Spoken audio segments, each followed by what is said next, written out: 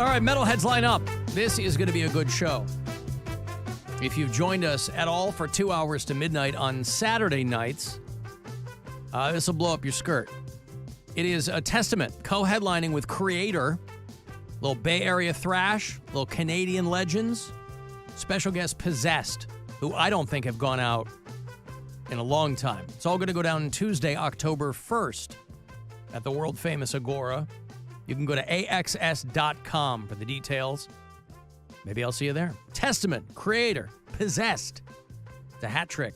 For caller 10, good luck. 216-578-1007 or 800-348-1007. Clevelanders are damn proud of their city. Cleveland! But come on, you were born here. He moved here. This is a man that has endured real torture in a foreign setting. So who's the real hero? I would hope people would listen to our heroes.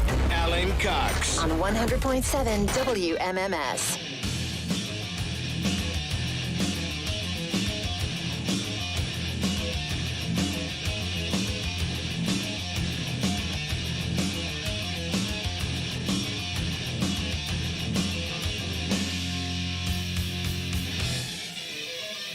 We got preempted this past Saturday night by Guardians baseball because they were doing a West Coast games. But we will be back this Saturday night, 10 o'clock. 2 hours to midnight is our metal show. So 10 to midnight. Me and Corey Roddick and Pat Butler all come together in a triumvirate of unholy metal domination, admiration, and whatever else. So a lot of good stuff lined up for you this coming Saturday night. Spearbox dropped a brand new track, so I'll throw that in for you. We'll play some, you ready, Bill? Pungent Stench. Let's go. Are you down with Pungent Stench? Because we're going to play them. Going to play Altered Perceptions. Some kids from Chicago.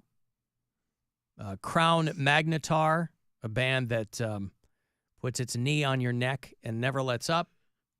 A lot of good stuff. So Saturday night, 10 to midnight, is our metal show here on The Buzzard. Your Guardians, speaking of kids from Chicago, the Guardians will be playing the White Sox in Chicago tonight. That is a 7:40 start, game 1 of 3. 7:10 is Guardians Live pregame coverage all this month. You can use the promo code GUARDIAN. We're only about a weekend. At CLE Clothing Company. All September long, Guardian will get you 20% off whatever you buy. It's not selected items.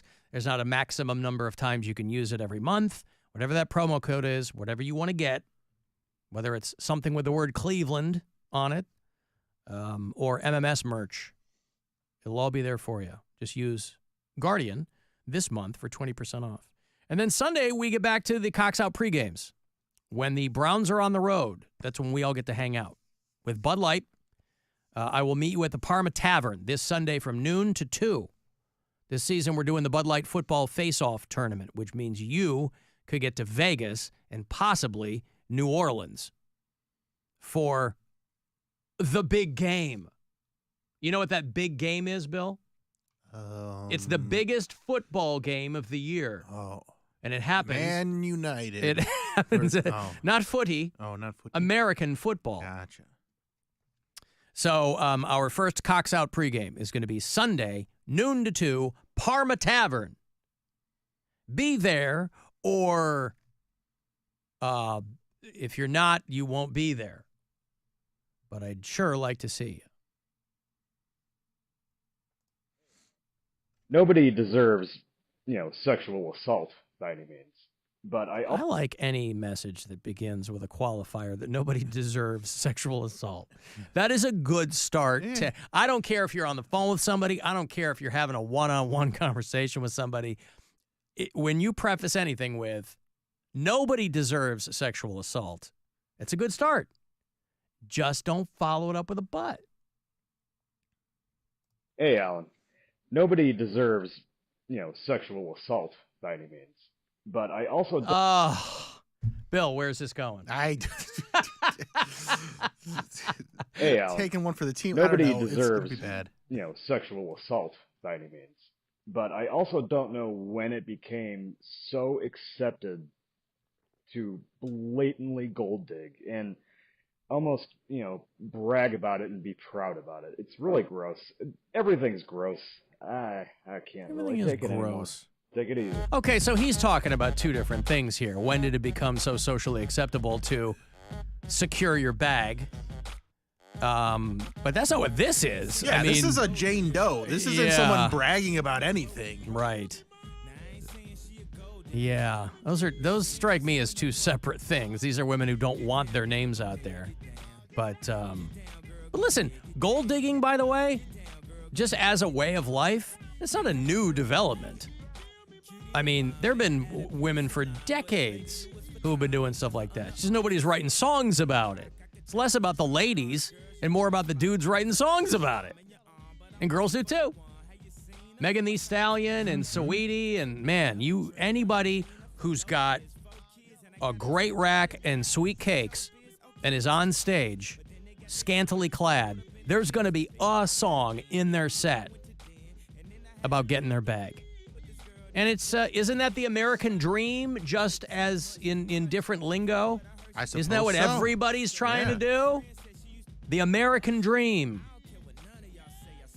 People get rich. Anyone gets rich by exploiting other people. That's how you get billionaires. There was a thing this morning. Elon Musk might be the world's first trillionaire. Yeah.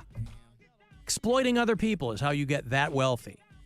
So if a girl, I'm not talking about the Deshaun Watson thing. That's a whole other gross thing. I'm talking about a situation that involves redistribution of wealth, but no untoward activity.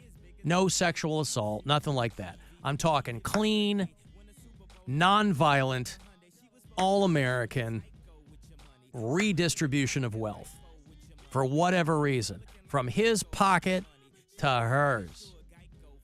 There's plenty of guys voluntarily giving up their cash. Hey, I've been divorced. It all happened. I didn't have a prenup. It all happens. You know why divorces cost so much, Alan? Why is that, Bill?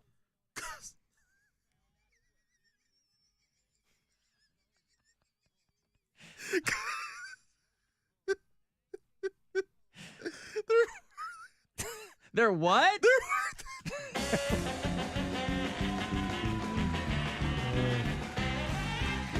There's got to be a kernel of truth in comedy. Yep. They are worth it, boy. People say cheaper to keep her. Nope. You okay? Yeah. All right. Just scratching my nose a little bit. After that good laugh we had over the I know. divorce joke. Yep. 35192, by the way, to text.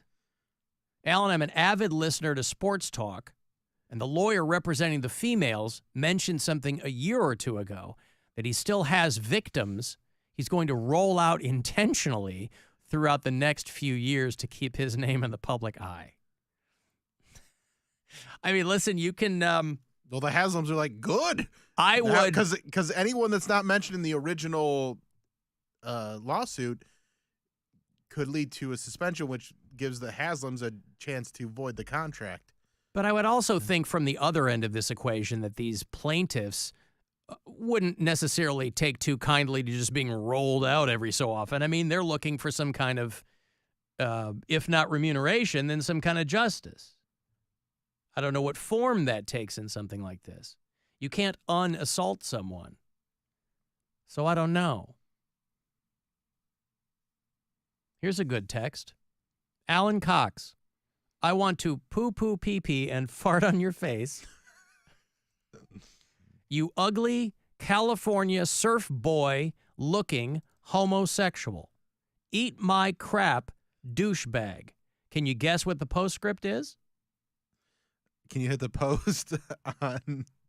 No, Trump 2024. Oh, okay. Of course, that's what what I the... like to do. Thank you, sir or madam. Thank you so much. I like to do too. Poo poo pee pee poo. Poo poo pee pee poo poo pee pee pee pee poo poo poo. Oh, pee pee's what I like to do. Pee pee poo. Pee pee poo. Poo poo I like to do too. Poo poo pee pee poo. Mm-hmm. Eat that, you piece of crap. Yeah. Thank you. Well, listen, engagement is Boy, those MAGA dopes, they are mad that Trump finally admitted he lost the last election. They could not be more pissed. Oh. Hasn't he? Holy didn't he admit crap. it before? I don't know, but oh man, all the other grifters are all mad now because I don't know why. I don't know why they're mad. I don't know what they're mad about. I mean,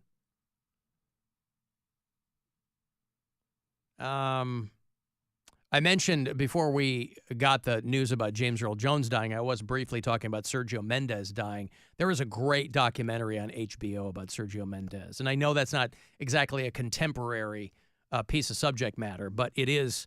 I'm always fascinated by music documentaries, irrespective of what the genre is, for some reason. I just like music documentaries. And I forget what it's called, but it's really good. We started watching the Sopranos documentary last night. Oh, you know what? That's probably going on. It's called Wise Guy. I want to watch that. Yeah, and it's mostly about David Chase, who was the creator of the show, but obviously it's a lot of like B-roll of like the casting process, and it's interesting how many people on that show auditioned for other roles. Like everybody auditioned for Tony Soprano, obviously. Right. And Gandolfini got it, but David Chase wanted Stevie Van Zandt to play Tony Soprano. And HBO was like, we're not putting all of our cards on the table for this dude who's never acted before. And so he wrote him a part because he liked Stevie Van Zandt so much. He wrote him a part in The Sopranos that would, of course, become Silvio Dante. And that sweet-ass wig.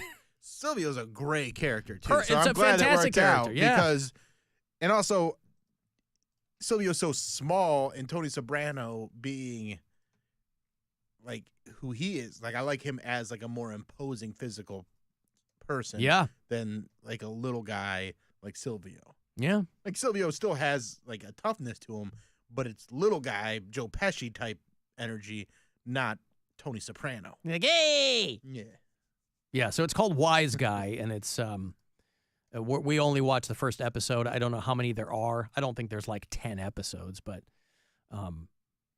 it's entertaining. I'm a sucker for any of that Sopranos stuff. There is a scene in maybe the very first episode, at least the first season, where he takes a guy out to a boat and he's going to kill him. Obviously, the guy doesn't know it yet, but it still makes us laugh when we watch it, that he pulls the gun out of the fish's mouth. There's like a giant marlin, and he's hidden a Glock in the mouth of the fish. And when the guy has his back turned, he goes elbow deep in this fish and pulls out the gun. I'm like, I would have liked a little bit more documentary depth on that scene alone. Like, how did you arrive at that? Who on the set was like, he should hide the gun in the fish? That was a conversation. That probably wasn't on the page. It's probably a conversation that was had. Yeah, once they got into the room, they're like, where can we put the gun? Could put the gun. Should we duct tape it to the underside of the dock? Nah. It's not a lot of drama with that. It doesn't read right. What, he's going to bend over and reach down and, Gandolfini's a big guy. And they talked to Lorraine Bracco, and they were like, when HBO agreed to do the show, Lorraine Bracco was the only star they had. She had done Goodfellas, and she had, Lorraine Bracco had a career. She was the closest thing they had to like a big star on that show. I knew Edie Falco. So Lorraine Bracco, they wanted her to play Carmela. She's like, I like the doctor. And so that's essentially what they gave her. But Edie Falco, I only knew who she was because I had watched Oz. There was a show that preceded The Sopranos by a few years when HBO first started really getting to original stuff. They had Sex and the City, and they had a show called Oz that was about a prison.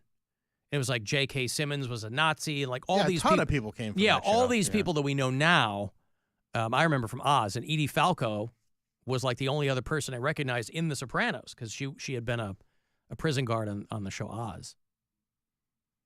And, of course, I don't know if they'll talk about this in the documentary, but the long-awaited and much-planned-for Sopranos Sex and the City crossover episode.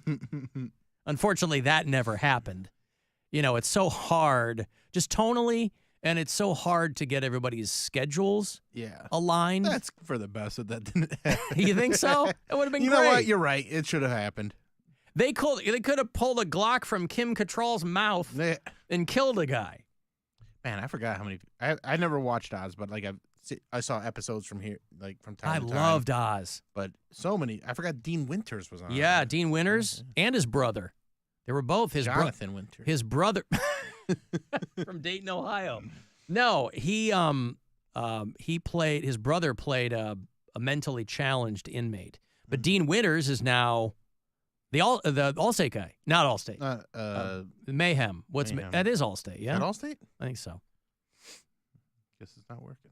He's been that guy for 10 years. Chris Maloney from Maloney was in it? Law and Order. Yeah. Yeah, he was a dude on Oz. J.K. Simmons, Harold Perrineau. Yeah, a lot of people. Ernie Hudson was the warden. Mm-hmm.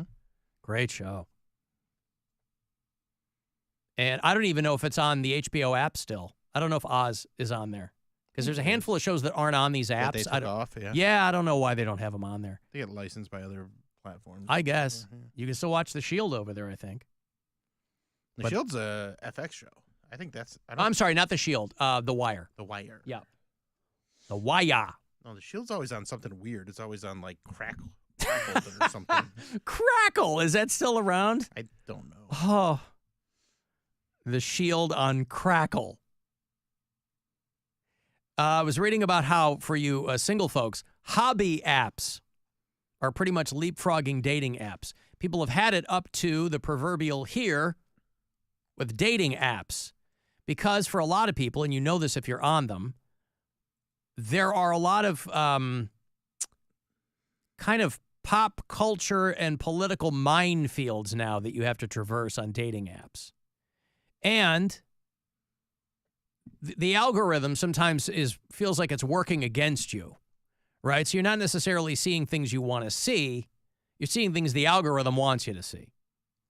And so I was reading about the rise of apps that just basically put people together who like to do the same things, which is just, I guess, cutting out the middle. I mean, listen, if you're on some app for runners, you're like, oh, I want to meet somebody here because I like to run. Just because they like to run doesn't mean they might not be some right-wing nut job. So I'm not quite sure what they're talking about here.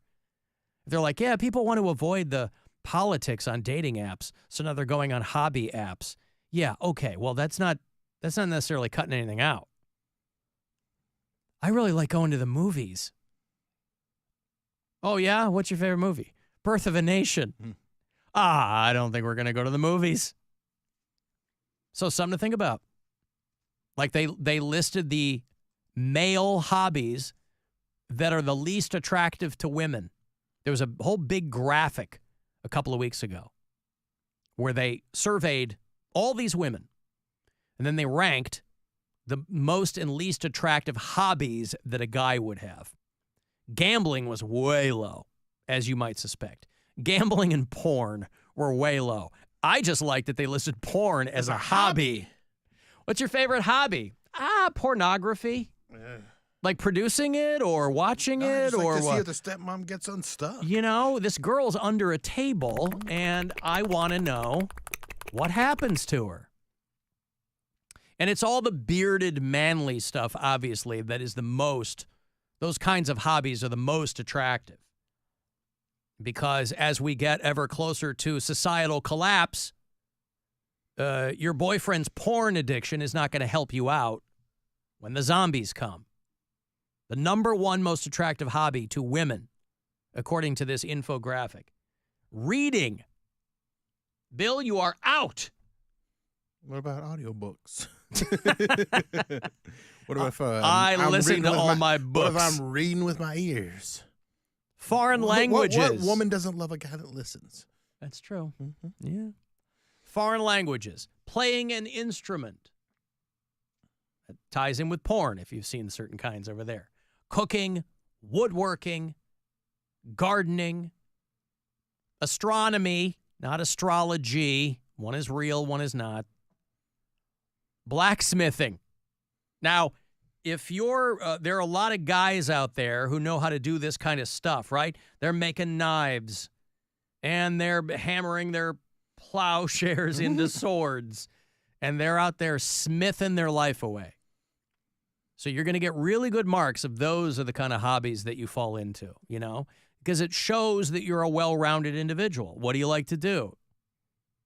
Oh, I like blacksmithing and traveling. She's going to eat that right up.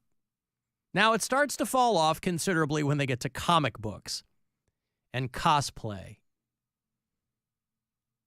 What I thought was interesting is on the back half, when you get into the real, like, low double-digit percentages and single-digit percentages, one of the hobbies that ladies don't like, debating.